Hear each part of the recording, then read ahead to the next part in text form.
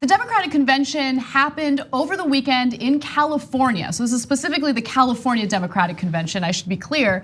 And there were a number of people who spoke, a number of people who were booed. A lot of crazy things happened. And David, you actually wrote a piece about it in the American Prospect. So before we go to video that we have, it's exclusive video, I wanna get your thoughts on everything that occurred. Yeah, so I mean, I think that this weekend was the weekend that the Democratic primary actually started. And I say that because there was a fair degree of, I guess, subtweeting, for lack of a better word, about the one candidate who wasn't there, and that's Joe Biden, who spent the weekend at a gala for the Human Rights Campaign in Ohio. Yeah. And that was talked about. He had no presence there whatsoever. There were a group called Roots Action that was handing out a 2-page flyer with a bunch of quotes that he had said that were not very flattering towards him. And people like Pete Buttigieg and Bernie Sanders and Elizabeth Warren really staked out the sort of argument that I feel like they're going to make for the next several months about Biden, which is we can't have sort of a restoration kind of return to normalcy or whatever it is that Biden is sort of putting forward, and that it has to be about more than just beating Trump. And we saw that particularly in Warren's speech, which was very well received, maybe the best reception of the entire weekend, when she said that it was basically that when you think small, when you're told to wait, when you're told not to make waves or anything, what that politician is telling you is that they won't fight for you. Right. Yeah. And that's a paraphrase. That's essentially what she said. And that was sort of the most direct challenge to Bidenism, or whatever you want to call it. She actually even tweeted about it, so I want to share that with you. When a candidate tells you about all the things that aren't possible, I don't know if this is a tweet or if this was. This is from the speech. This is from your article, actually. This is from my article. Yeah. It's actually from the speech. I didn't write it. Her speechwriters wrote it. Her speechwriters wrote it. Yeah, right. And you included it in your piece. So when a candidate tells you about all the things that aren't possible, about how political calculations come first, about how you should settle for little bits and pieces instead of real change, they're telling you something very important. They're telling you that they will not fight for you. Right. Wow, I can see why her speech was well. And it fits into her core message that there's this corruption that has rotted Washington, that Washington's broken, that we can't get things done because there are these barriers to progress. I mean, I saw her the night before the convention began. She was in Oakland. Kamala Harris's hometown, 6,500 people in Oakland, her largest event of the entire campaign, and it was all sort of wrapped in this message around corruption, and this played very well with that. Interesting. So one of the criticisms that I see of Elizabeth Warren coming from progressives is that they have a tough time, and this is certainly not all progressives, but I hear it often, that they don't trust her, that they think that she has her roots in the Republican Party and conservatism.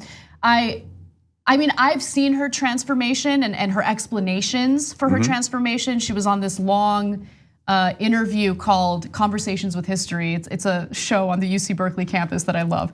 But anyway, she explained why she changed, and so I understand it. But what do you think? Do you think that she's playing up the progressivism, or do you think she's being sincere? I mean, I've written about Elizabeth Warren for a long, long time, and this is someone who I think showed who she's willing to fight for the first time she came to Washington, when she was trying to fight the bankruptcy bill that ended up making it harder for poor people who are down on their luck to file for bankruptcy. She showed her who she was fighting for when she became the head of the Congressional Oversight Program for TARP, for the bank bailout, and she challenged Tim Geithner over and over again, willing to challenge her own party, right? Or at least her own party now. So I think she has a fairly proven track record. Now, what I should say is that Senator Sanders, in his speech, which was the next day, it was on Sunday, had a similar kind of message. I guess there was a hashtag running around called "No Middle Ground," right? So that was sort of the theme of his speech, that there should be no middle ground. And of course, that's a reference to something Biden's campaign said about climate change, that they're looking for a middle ground policy on the destruction of the planet, right? So Sanders is very strong on that, said there should be no middle ground on climate change, no middle ground on abortion, no middle ground on inequality and things of that nature. So I think both of them are staking out a similar critique of Biden, and they weren't alone. I mean, Booker and Buttigieg, it seems like there was a real concerted effort here, and that's the way, just say that it's just not enough to say, I'm not Donald Trump and here I am, vote for me. Absolutely. So I want to go to some video that we captured, specifically on the topic of getting money out of politics. Now, the economic issues raised by Warren and Sanders are of course important, but at the root of those issues is the corruption that we're seeing in Washington. And so Michael Schur, who went out there and interviewed several people, spoke to both Hickenlooper and Eric Swalwell about this issue. Let's start off with Hickenlooper. What did he have to say about it? Would you support a constitutional amendment to get money out of politics? Yeah, if there was a way to do it, for sure. And do you think that would be something you could pursue to get private dollars out of politics? Well, again, that's a longer conversation than just walking through a thing, but certainly there is too much money from self-interest in politics. I'm assuming that the woman ahead of them is the PR or press person, and she's just like, yeah, like I couldn't stop looking at her face while that interaction was happening. But do we buy it? I mean, well, it's interesting because there's with Hickenlooper, a guy like Hickenlooper, there's a certain generation of Democratic Party politicians, and I don't mean that like in terms of age, just people whose like politics were formed around a very famous moment in the Bill Clinton campaign in 1992 called the Sister Soldier moment. Right. And this is something that only happens in the Democratic Party. It does not happen in the Republican Party, in which for some reason they get points from very sober news media analysis for talking very sternly down to their base. Like their base is telling them that they want something. They're like, you know what? I know you want that, but you can't have it. And an entire generation of Democratic Party politicians have been sort of raised on that. And we saw it time and time again in the Democratic convention this weekend, when which candidate after candidate was like, yeah, Medicare for all sounds great, and I know you guys want it, but can't have it. And then they all got booed. So that's the big divide I see in the Democratic Party, is like some candidates who are willing to do what politicians should be doing, which is working for their constituents, their voters, the people who get them into office, and giving them the things that they want. That's how democracy works. And others who are still playing this kind of old, very 90s game of trying to score points with op-ed writers in the Washington Post and meet the press by saying things like, what you want sounds great, but it's unrealistic. Yeah, and he was this is my view of the interaction that we just watched. He seemed dismissive. Yeah, sure. I mean, if there's a way to get there. Yeah. So if you this crazy idea that you have, sure, sounds great, whatever. Right, and if first of all there is a way to get there, there's a clear way to get there. That's not to say it's easy. It is challenging, but he's not really interested in the way to get there. From the way that he. First of all, by the way he's been campaigning, it's abundantly clear.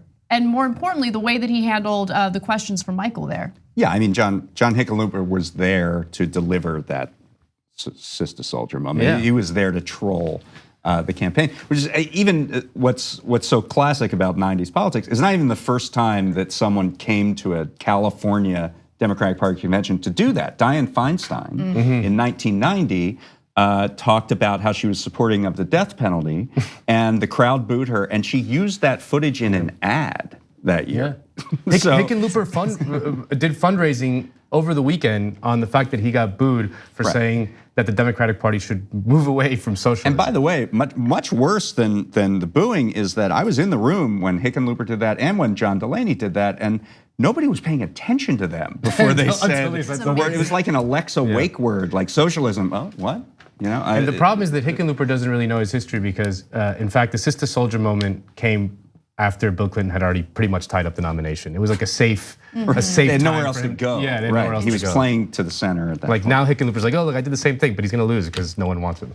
So I wanted to just quickly juxtapose the way Hickenlooper responded to the way that Eric Swalwell responded. Now, putting aside any of the other political issues you may have with Eric Swalwell, I was actually impressed with the way he handled this question. So let's take a look. As president, would you be pushing for a constitutional amendment to get money out of politics? Yes, I want 2 constitutional amendments. I want to say that money is not speech and to pass the Equal Rights Amendment. I think we could do that in my presidency. I also want to challenge the country to go to publicly financed campaigns and believe that we can do that in our lifetime. Someone like me is not supposed to be in Congress. I wasn't related to anyone in politics. My parents didn't come from any money.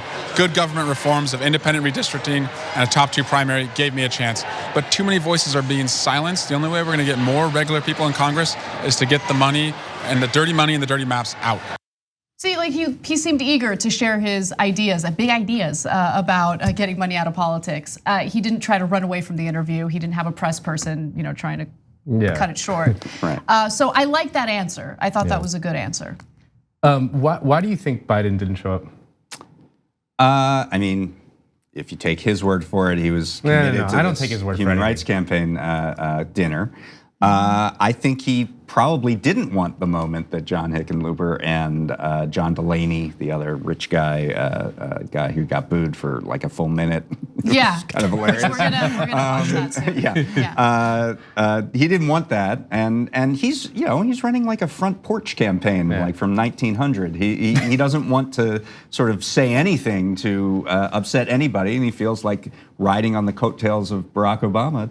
12 years later, we'll still get him to the If that nomination. actually Just works make out, the exact same mistakes I know, that but- occurred in 2016, and if right? if that campaign strategy for Biden, which I don't know, I can't predict the future. It seems wrong-headed to me, but if that works and he becomes a nominee doing that, I think I'll have to check out. It does not forever. seem Like, that'd be so depressing. terribly sustainable. And the party chair did announce that he would be.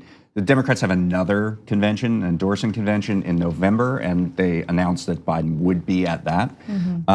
So, I mean, it's not sustainable for him to hide forever. He's doing it now to keep his poll numbers up, maybe, but at some point he's going to have to face a voter or two. I can't wait till the debates start. I am so eager to few hear weeks. those debates. He doesn't like to get challenged, Biden.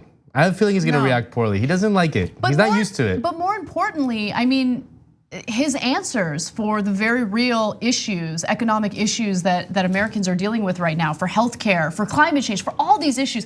I mean, you're gonna see how Biden responds to those questions versus how Sanders or Warren or whoever else responds to those questions. And I think it's gonna be hopefully enlightening for some of the Americans who think that he's the right choice. Anyway, I don't wanna put any thoughts in your heads. You should decide for TYT would never yourselves. do that. Yeah. On the go? Don't worry, we got you covered. You can still listen to TYT at our new podcast network. Find us on Apple Podcasts, the Google Play Store, or at tyt.com/podcast.